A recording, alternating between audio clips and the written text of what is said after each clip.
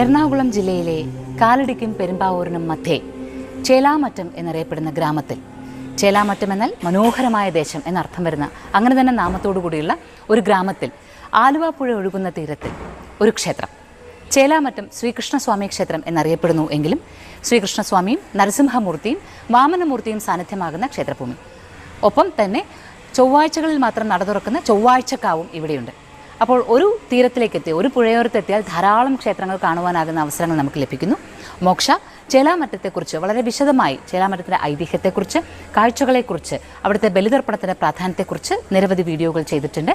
ഇന്നിതാ ഒരു പുതിയ വീഡിയോ കൂടി ചെയ്യുകയാണ്. ഇവിടുത്തെ വിശ്വാസങ്ങളുമായി ബന്ധപ്പെട്ട് നിൽക്കുന്ന, അതായത് ഇവിടുത്തെ ആ ഭക്തിഭാവങ്ങൾ നിറഞ്ഞു നിൽക്കുന്ന വിശ്വാസങ്ങളെ അറിയുവാനുള്ളൊരു ശ്രമമാണ് നമ്മൾ ഇന്നത്തെ ദിവസം നടത്തുന്നത്.